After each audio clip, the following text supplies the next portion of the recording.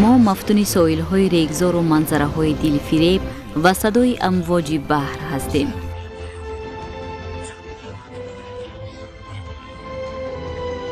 در این موضع دلانگیز که قدرت و زیبایی طبیعت را احساس میکنیم، دسترسترین مکان برای آموزش موجودات عالم زیر آبی ارزیابی میگردد.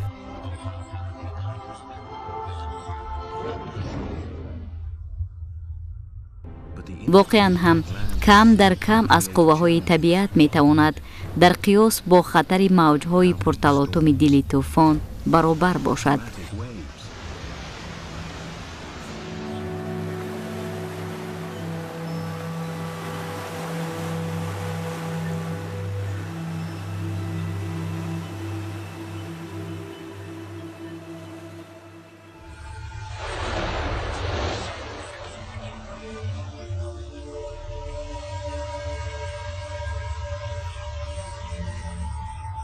در پیشروی این امواج بزرگ، شیرخورهای کوچک کوشش می نمایند که در آبهای پرتلاطم میان خس و خاشاک ها شنا نمایند.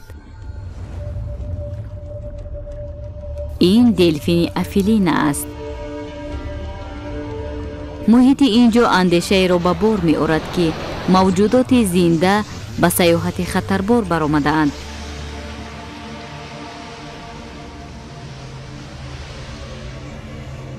چرا موجودات زیرآبی اختیاراً در اینجا سکونت دارند؟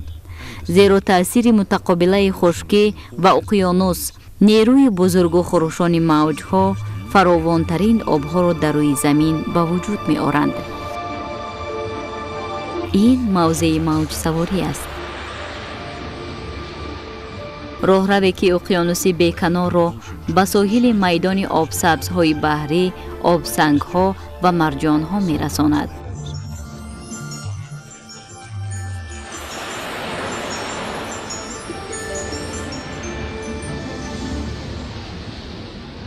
در واقع این موجودات بهترین نعمت‌های دو جهان، آب‌های بزرگ و ساحل‌های جاویدانه را دریافتند. ذره‌های غذایی از ساحل‌ها به آب‌های بزرگ همراه شده با موج‌ها از قعر آب بالا می‌برآیند. در پستاب‌ها نور آفتاب کفایه است که آبسبزها رشد و نمو نمایند.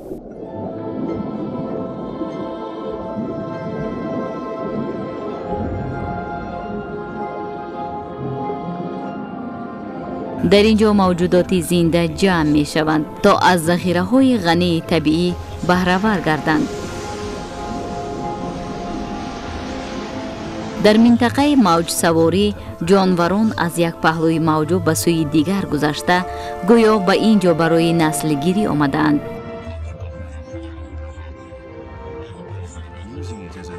این مکان همچون پرورشگاه نسلشان و جایهای خوب برای زندگی است.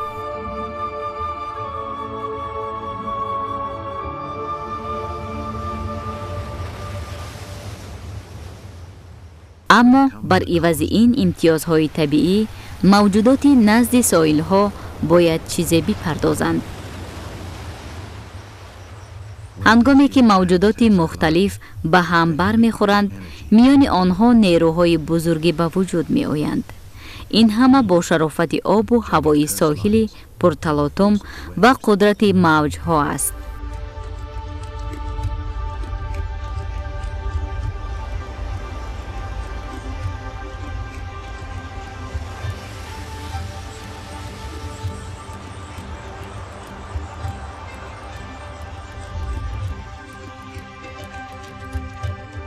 دلفین ها ساحل ها را به خوبی می شناسند.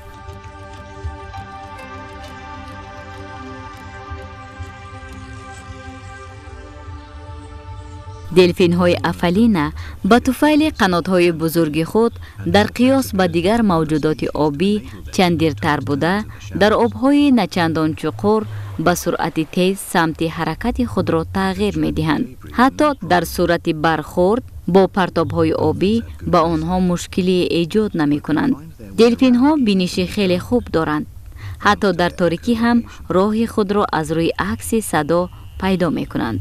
با صداهای بلند شدت و خشتک‌های دلفین‌ها به فضا موج‌های صدا می‌فرستند و از انعکاس آن موجودات اطراف خود را درک و صید خود را پیدا می‌کنند.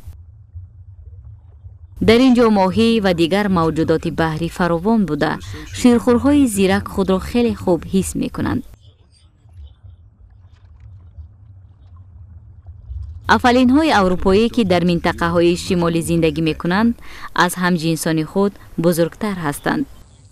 چربی زیادی زیر پوستشان این جانوران را از آب سرد محافظت می‌کند. موضع موج سواری در سراسر جهان موجود است، ولی حرارت آب در این منطقه ها فرق می کند. در ساحل های گرم یکی از گنج های بزرگ طبیعت آب سنگ های مرجانی شکل می گیرند.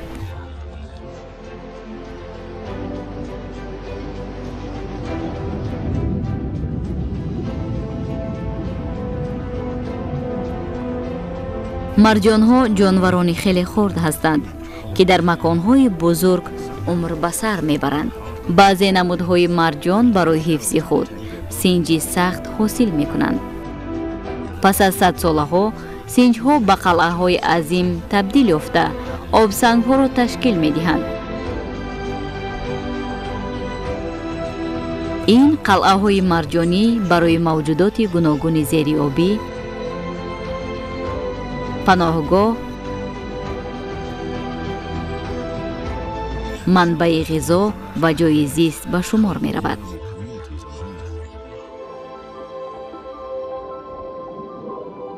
گرچنده کمتر از 1% سطح بحر با آبسنگ ها پوشانیده شده است، تقریباً 4/1 تمام جانزاد بحری حدود 1 میلیون نمود موجودات در این جای مسکن می گیرد. ماهی های بزرگ درنده که معمولاً در عمق بحر شنا می کنند، برای یافتن غذا و افزایش یابی به مکان آبسنگ ها می آیند. آبسنگ ها همچون کودکستان برای نسل آنها خدمت می کنند. ماهی های گیاهخوار در اطراف آبسنگ ها دور زده آبسبز های بحری را استعمال می نمایند. منظره به وقت اوج حرکت مانند است. جانوران بحری از یک سو به سوی دیگر شنا می کنند. ولی موجودات مسکن نیافته به این بی سر و سامانی عادت کرده اند. اکثر ماهی ها در این آبسنگ ها از تخم هایی که پیدا می شوند به آب پرتافته شده با موجودات خرد آبی شنا می کنند تا دمی که آبسنگ های خرد را یافته تا آخر عمر در آنجا بمانند.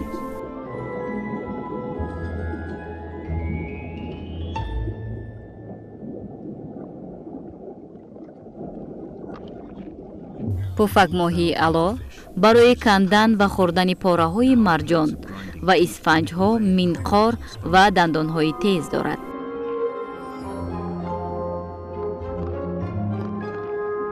هرچند شناور خوب نیست، ولی دامنه های آبسنگ ها برایش پناهگاه خوب از درنده ها به حساب می رود. پفک ماهی از خصلت طبیعی خود، یعنی از آب پر شدن و ورم کردن، قریب که استفاده نمی کند.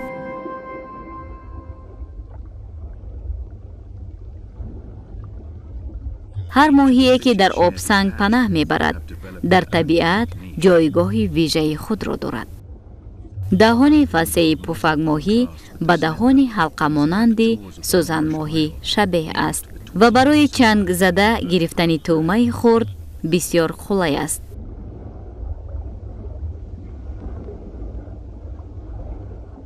فراوانی سیله ماهی ها در این موضع از نور آفتاب و موجهای وابسته است که ماده های غذایی می آورند.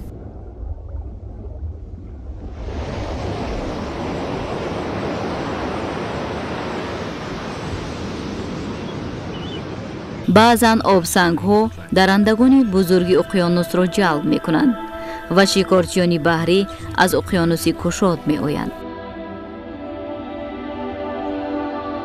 ولی این نهنگ های گرزی با نیت شکار به اینجا نآمده اند. با گذشت وقت در پوست نهنگ ها، انگل ها، آبسبز ها، و قبط پولکچه های بیجان جمع می شوند. این نهنگ ها برای گرفتن معالجه مخصوص آمده اند.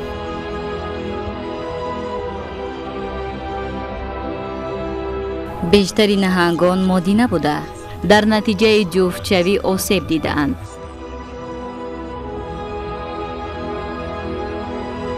این زخم ها نگاه بین می خواهند تا جانور از سرایت ایمن ماند. خوشبختانه در این کاشانه حسن تمام مشکلی های آنها برطرف کرده می شود. ماهی های آبسنگ ها با دیدن مهمان های عظیم جثه کمی در اضطراب می شوند، ولی نهنگ های گرزی با حرکت مخصوص سر یک نوع سلام می گویند. این اشاره به ماهی های دیگر می فهماند که نهنگ ها با نیت نیک آمده اند. پیام قبول شد. ماهیچه های خدمت رسان زود به استقبال مزاجانی نو می شتابند. این ماهیچه های رخشان از نوع دندانشانک ها بوده به کار فوراً شروع می کنند و برای نهنگ ها یک نوع حمام واقعی آماده می سازند. ماهیچه ها با دقت پوست را از پولکچه ها و انگل ها تازه نموده زخم ها را پاک می سازند. حتی درندگان بزرگ اقیانوس از چنین پرستاری لذت برده آرام می شوند. وقتی که ماهیچه های شفاکار به تازه کنی نهنگ ها مشغول نیستند، با نول نازک خود آبسبزها و موجودات خرد را از روی آبسنگ ها می چینند. بعد آن که معالجه انجام یافت، نهنگ های بزرگ به اقیانوس کشاد بر می گردند.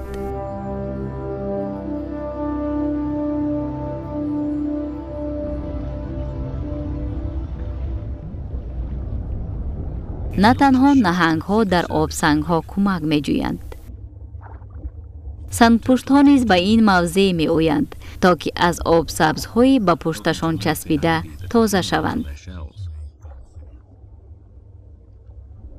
بعضی سنگپشت ها فعالانه ماهیچه های شفاکار را می جویند، در حالی که جانوران دیگر هنگام غذاخوری به آنها روبرو می شوند.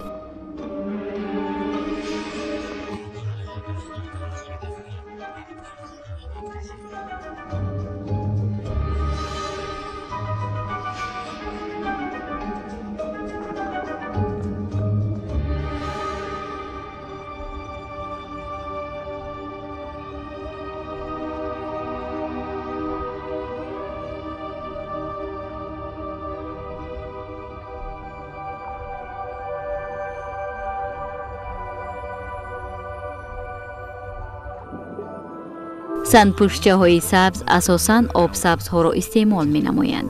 این عمل آنها به منفیت آب سنگ ها می باشد، چون که آب سبزه ها روی آب سنگ ها را می پوشانند و از نارسایی نور آفتاب مرجان ها از فعالیت می مانند.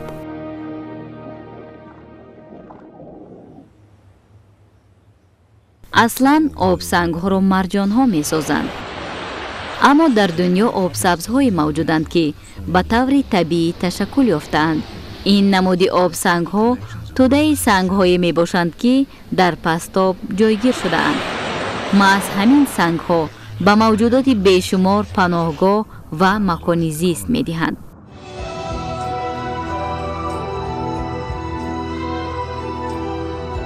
آب سنگ ها را نه همیشه دیدن ممکن است. با گذشت وقت تمام سطح آن با مخلوقات بحری، اسفنج ها، گل و صدف ها و آب سبز ها پوشانیده می شوند که منظره مهتابی را ایجاد می کند. این یک گلیم زنده افسانه‌ای است.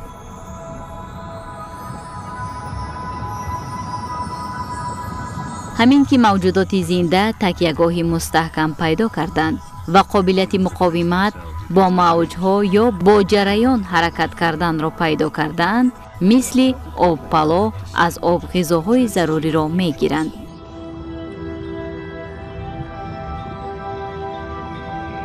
این مکان آب پالان است. نگرید چگونه گلهای بحری و صدفهای چسبک ماده‌های غذایی شنا کننده را به دام می اندازند. در اینجا موجودات نرم بدن و نفیس حکمرانی می کنند.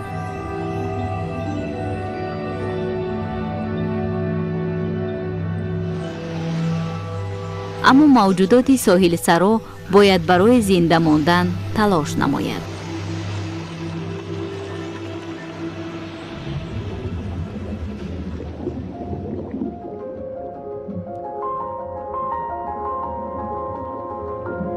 بعضی آبسنگ ها هنگام مد و جزر آب نمایان می شوند.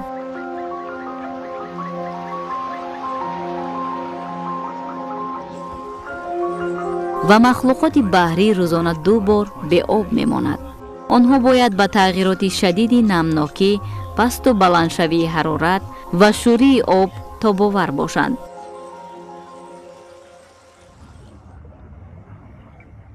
برخی از جانوران همراه با آب کوچ می‌بندند. بعضیش در داخل صدف‌های خود محکم شده تا بازگشت موج‌ها از خشکی امان می‌یابند.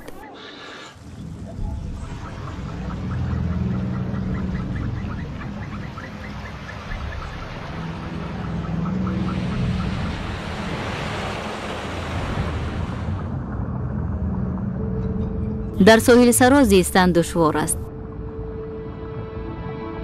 ولی ارزنده است.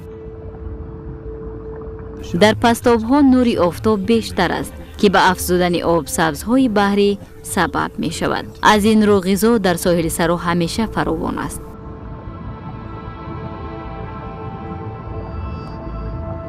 و در پست آب درنده ها کم پیدا می شوند.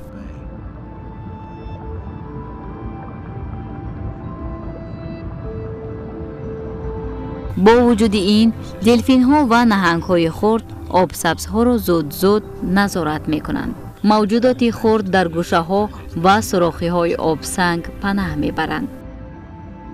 آبسنگ ها برای موجودات بحری با چند سبب مفیدند. خصوصاً آن برای نسلمانی مکانی عالی است. گرچنده که خارماهی چندان ظاهری زیبا ندارد، این کمبودی ظاهریشان را با مهری پدریشان جبران میکنند.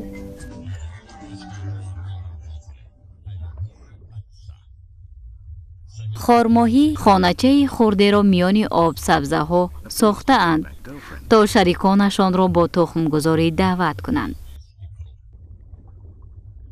پس از رفتن ماهی های مادینه، خارماهی ماهی ها را حفظ می کند. قنات چندی رو گرده اشکمش همچون چسبک خدمت می کند و خارماهی امکان می دهد که هنگام شدتیابی موجها در جای خود استوار ماند.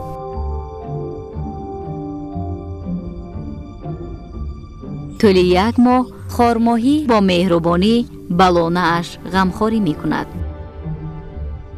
با دهان خود آب تازه به سوی تخمی ها می پاشد تا که آنها را با اکسیژن غنی گرداند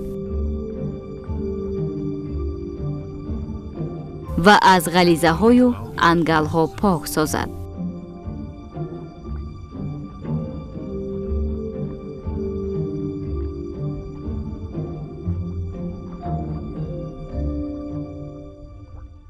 خارماهی آماده است که هر گونه دشمن را از لانه اش دور نماید.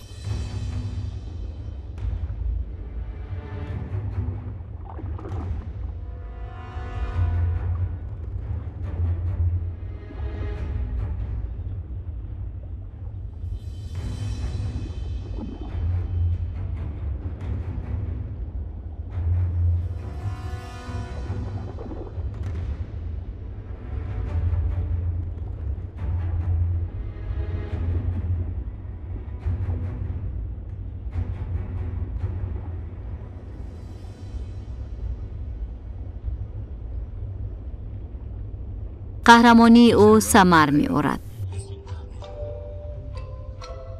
خارماهی لانه‌اش را تا لحظه برآمدن نسل‌هایش محافظت می‌کند تا آن زمانی که آنها مستقلانه زندگی کرده توانند.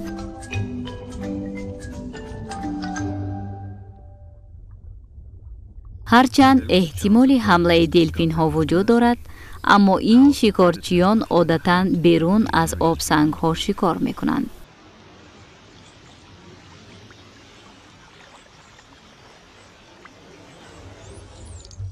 آنها در قعر ریگ بحر شناوری کرده با یاری عکس صدای خود مثل اسباب آهنکابی قعر اقیانوس را می آموزند.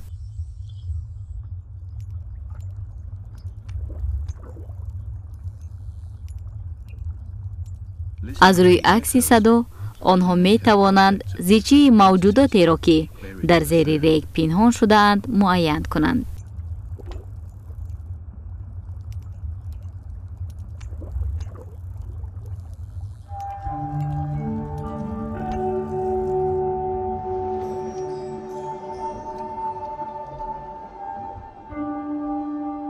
قعر ریگ پستاب می تواند یک فضای نادری موضع زیست گردد. آن را گاهی چراگاه بحری می نامند.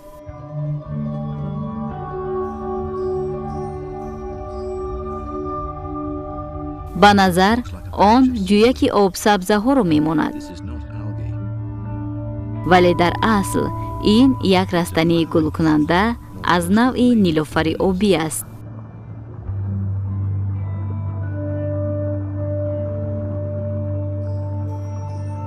آب سبزه های بحری مثل رستنی های روی زمینی اند.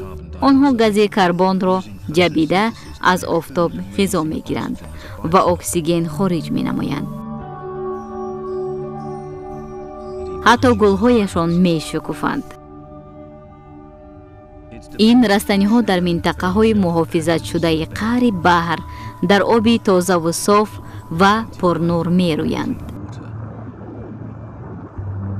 در این محیط موج های بحر غذا می آورند، ولی ریشه های نازکی رستنی ها را نمی کنند.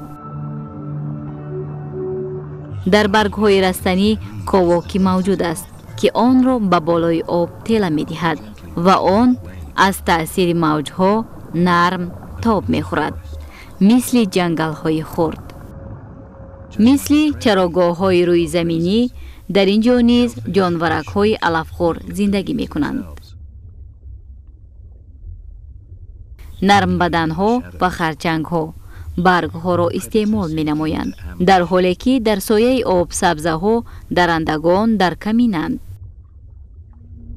ماهیچه های سوزن شکل با چنگال های نئی شکلشان ماهرانه صید را به دام می کشند.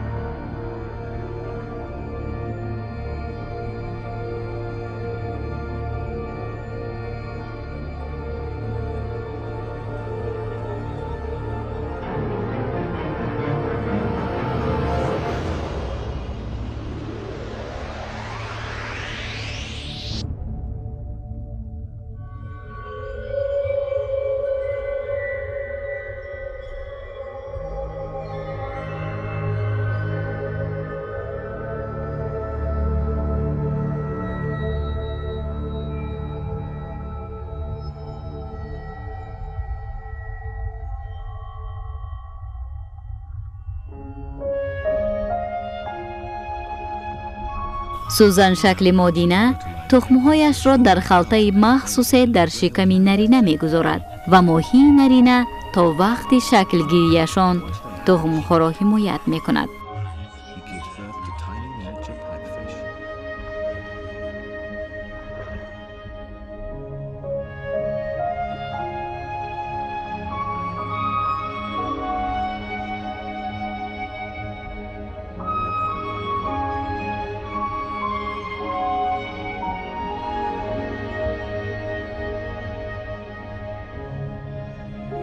وقتی که ماهیچه های سوزن شکل خرد به دنیا می آیند، پدر آنها پرستاری را خاتمه می دهد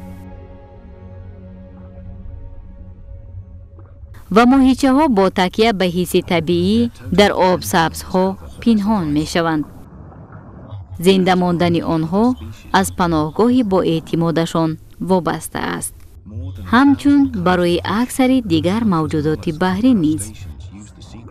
در آب سبزها زیاده از 1000 نوع ماهی، نرم بدنها و خرچنگها زندگی می کنند که اینجا غذا یافته پناه ببرند و افزایش می یابند. حتی مرغابی های بحری برای دریافت غذای فراوان در این گوشه چقرتر غوطه می زنند.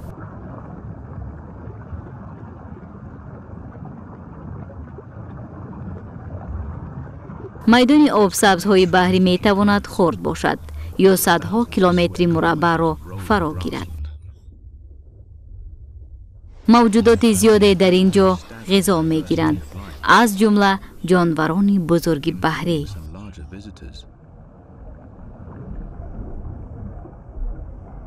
غذای اساسی سنگپشت‌های سبز آب سبزه‌های بحری است. دوامناکی نسل آنها از استعمال این گیاه وابسته است.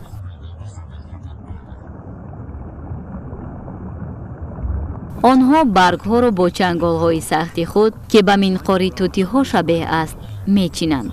امثال چاروای خانگی هر اندازه که گیاه‌ها را زیاد برچینند، همان اندازه آب سبزها زودتر می‌سبزند. سنگپشت‌های سبز یگانه جانوران بحری هستند که برای تخمگذاری به خشکی می‌برایند. در گذشته اکثر خزنده‌های بزرگ در اقیانوس‌ها زندگی می‌کردند، اما آنها کی‌ها نابود شدند. سنگپشت‌های بحری آخرین نجات یافتگانند.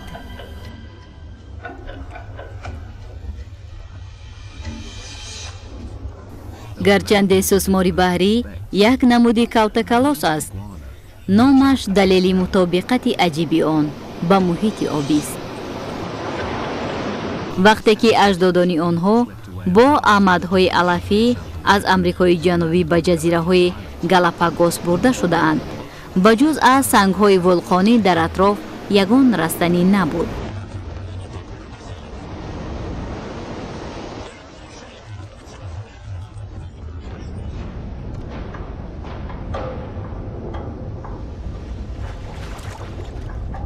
بحرهای اطراف این جزیره ها باشند از غذا فراوانند. آفتابی بلند افزایش آب سبز ها را می تیزاند و طول میلیون ها سال سوسمارهای بحری تنها با آب سبز ها غذا گرفتن را عادت کرده اند. آنها می توانند نیم ساعت در زیر آب بمانند و تا به 20 متر به چقری غوطه زنند.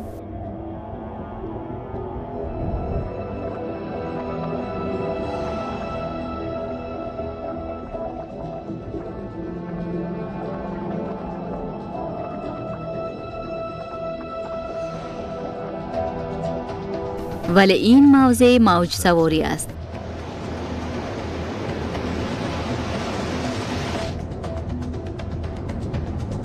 هنگام غذاگیری سوسمارها با تمام قوت به سنگ‌ها می‌چسبند.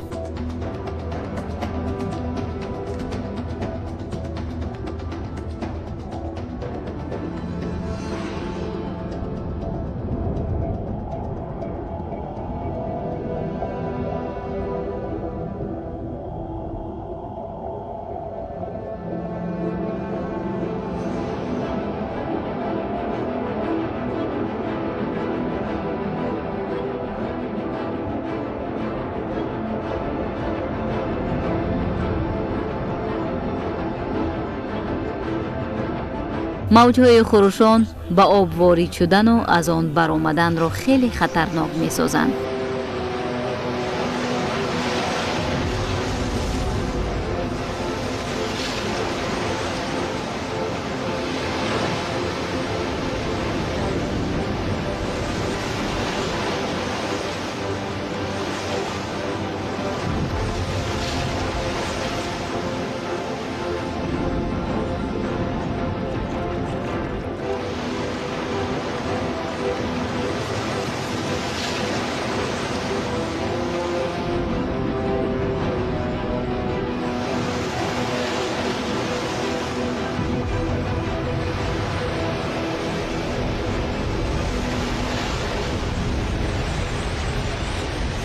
ولی غذایی که با این راه به دست می آید ارزنده است.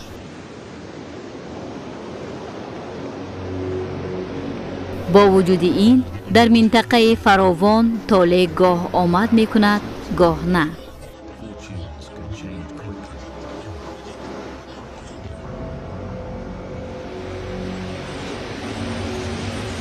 از آخر تابستان تا زمستان جزیره ها زیر تأثیر جریان خنک گومبالت می ماند که از آبهای سرد انتارکتیدا می آیند. جریان ذره های غذایی را از قعر اقیانوس به سمت جزیره ها می آورد. آب از غذا فراوان می گردد. اما در ماه دکبر همه چیز یک بار تغییر می یابد.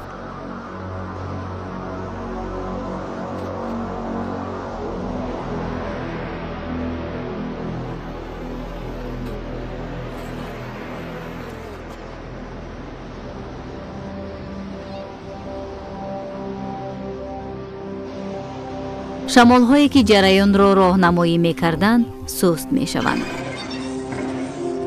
اکنون آبی گرم از منطقه های تروپیکی امریکای مرکزی به تنگنای پاناما وارد می گردد. این آبی تازه و صاف است.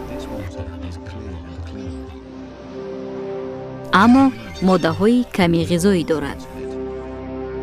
بسیاری از ماهی ها، حیوانات و پرنده ها این جای را ترک می کنند. آنهایی که در اینجا می مانند باید چند ماه دشواری را در انتظار آب خنک پس سرد نمایند. برای منطقه های گرم آب خنک رمزی فراوانی است. در حالی که در منطقه های معتدل نورهای آفتاب گنج است گرانبها.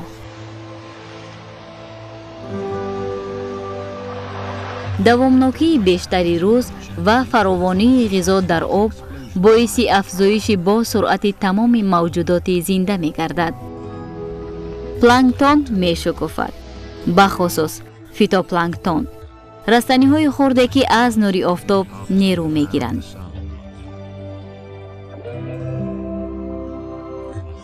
جانوران خرد از رستنی ها غذا گرفته افزایش می یابند.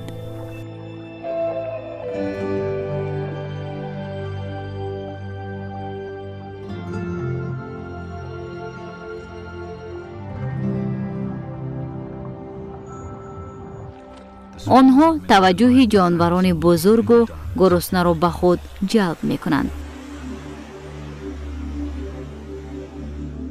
یکی از کلانترین ماهی های روی زمین دهانی پهنی دارد که حتی می تواند نوزاد را به پرگی فرو برد. این نمود نهنگ کاملا بی‌ضرر است. غذایش تنها موجودات خردی بحری است. غلسمه های پرمانندش هنگام شناوری پلانکتون ها را از آب جدا می کنند. در یک ساعت این ماهی می تواند آب یک حوزه شناوری را بدون کوشش زیاد صاف نماید. برای نگاه داشتن جسم ششتانگه اش غذای فراوان لازم است.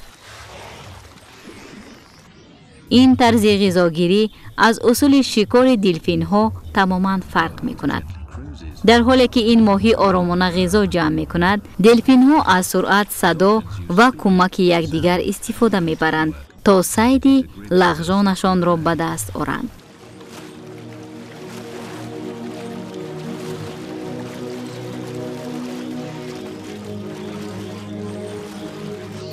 هر دو هم شکارچیانی عالی هستند که هدفشان تنها یافتن صید است.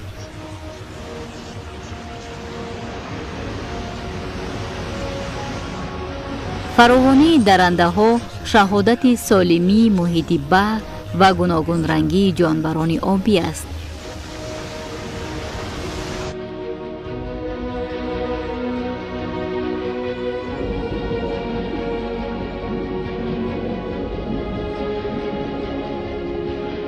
گربه های بحری یعنی تولین ها از ساحل برای غذا می آیند.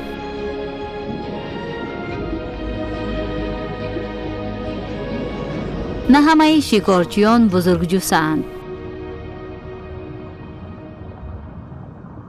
مثلا نهنگ گربه‌شکل نسبتاً خرد است که اکثراً در آب‌های نچندان چقر ساحل وا می‌خورند. غذای اساسیشان خرچنگ‌هایند که اکثراً شبانه بیرون می‌آیند.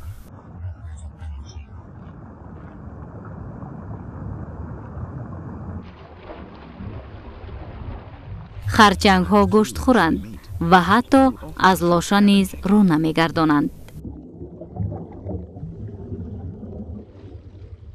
یکی از آنها لاشه نرم بدنی را پیدا نمود که پر از سفیده است و غذای عالی را می‌ماند.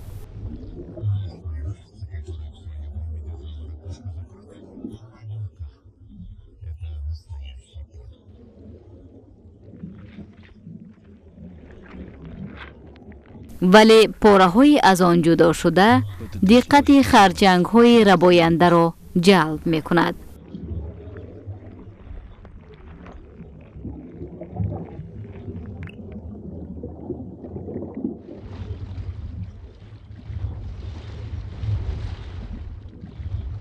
در حالی که آنها برای غذا تلاش دارند، آن را از دست می‌دهند.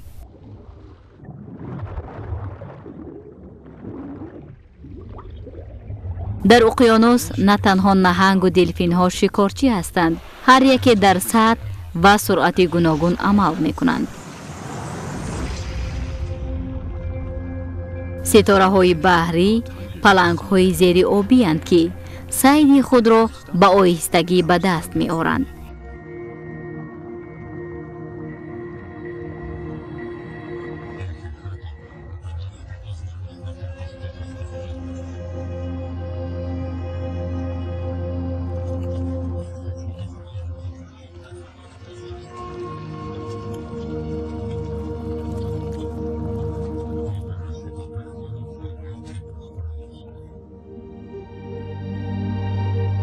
با پایهای خردی به چسبک شبیهشان صدفک نرم بدن را می کشویند و معده آن را بیرون می برارند و به صیدشان مایع هضم کننده علاوه کرده آن را فرو می برند.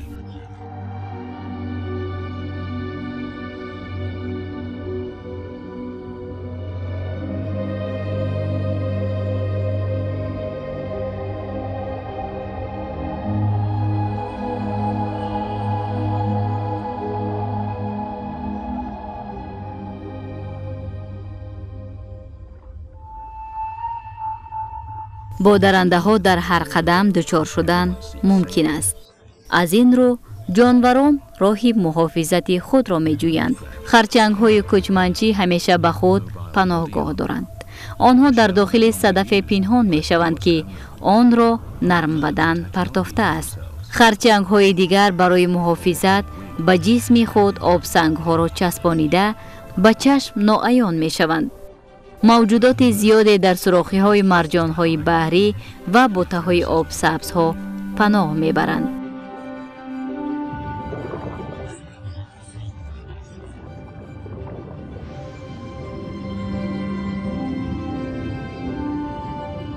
این آب سبز های کلانی بحری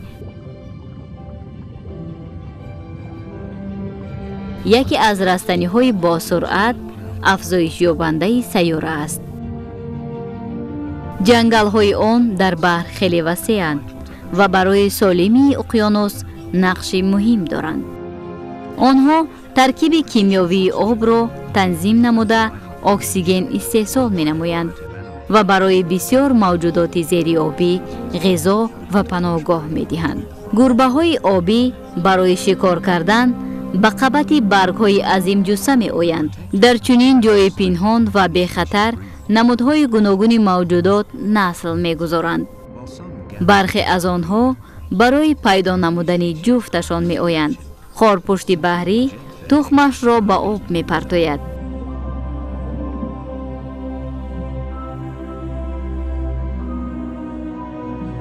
موضع موج سواری برای این گونه نسل گذاری مساعد است.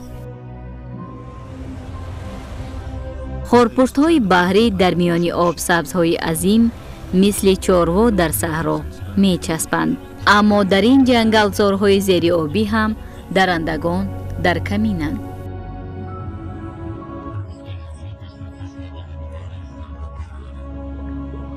ҳанузҳо ё харчангҳои азим асосан обсабзҳои баҳриро мехӯранд, вале аз лоша низ рӯй намегардонанд. онҳо нармбаданҳоро ҳам истеъмол менамоянд. гарчанде ки ҳанузҳо аз навъи харчангшаклон ҳастанд, дар обҳои калон қурбонии дилфинҳо мешаванд.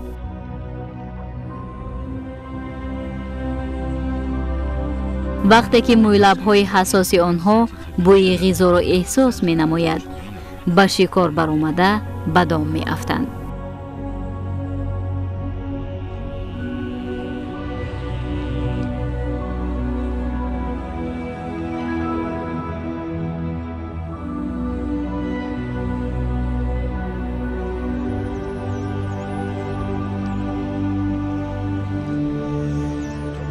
дар ин минтақа танҳо дилфинҳо шикор мекунанд.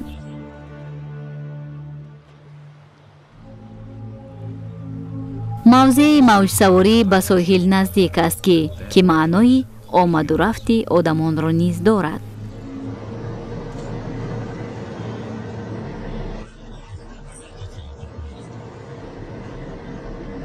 ин макон пур аз моҳиву обсабзҳои тиҷоратӣ аст ки барои иқтисоди ҷаҳон ва ғизои одамон аҳамияти калон дорад. аммо муҳити соҳилсаро хеле нозук аст. мо на ҳамеша эҳтиёткорона рафтор мекунем.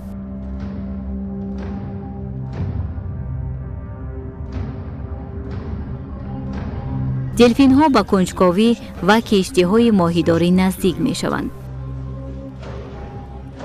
вале ин ба онҳо хатари ҷиддӣ дорад. онҳоро малоҳони бетаҷриба бо киштӣ мезананд. гоҳе зери чархи киштӣ мемонанд. аз ҳама хатарнок печидани дилфинҳо дар турхҳои моҳидорон аст.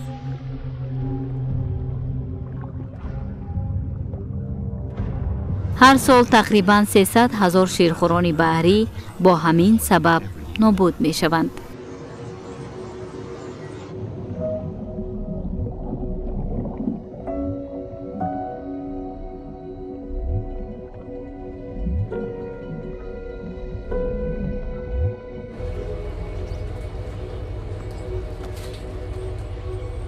ғизои онҳо низ дар хатар аст, зеро агар моҳидорон аз ҳад зиёд сайд намоянд, табиат фурсат намеёбад ки худро барқарор намояд.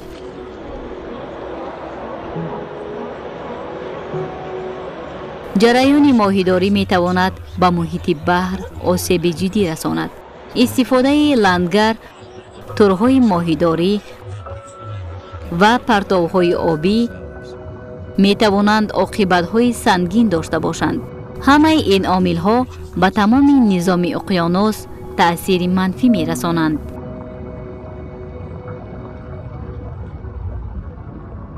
ҷангалҳои обсабзҳо мисли ҷангалҳои заминианд. онҳо низ оксиген истеҳсол мекунанд.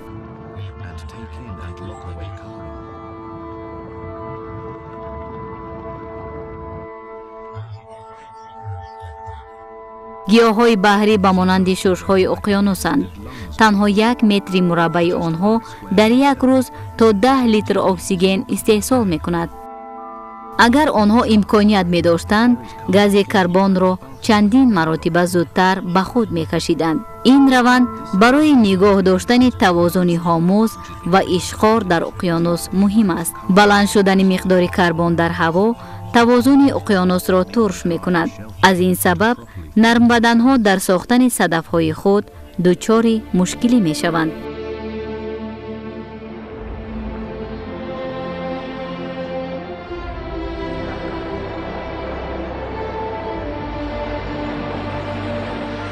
رستنی‌های بحری همچنین پرتوهای ما را از باکتریاها تازه می‌کنند.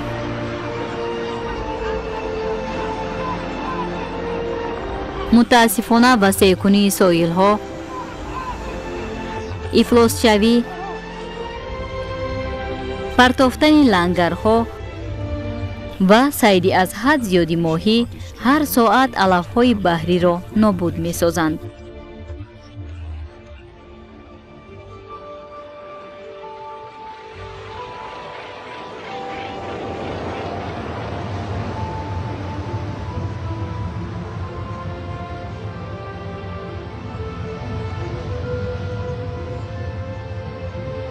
تمام موجودات موضع موج سواری از گرمشوی اقلیم ضرر می‌بینند، بخصوص آبسنگ‌های مرجانی.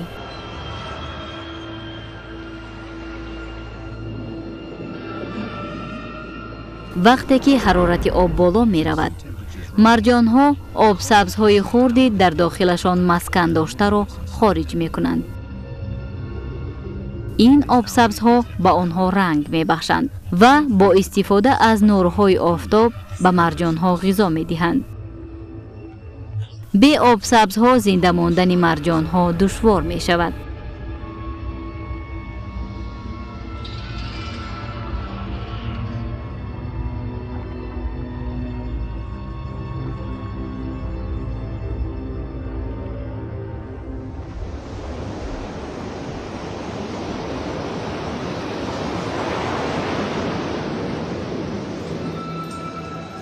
موضع موج سواری مثل تمامی سیاره از پرتوهای ما رنج میکشند.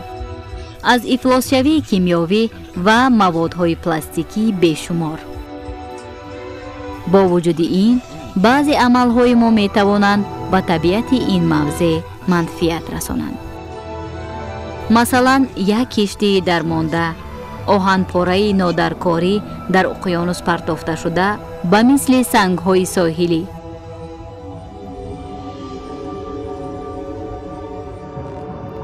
برای صدها نمودهای رستنی، حیوانات و ماهی‌ها به خانه و پناهگاه مبدل می‌گردد.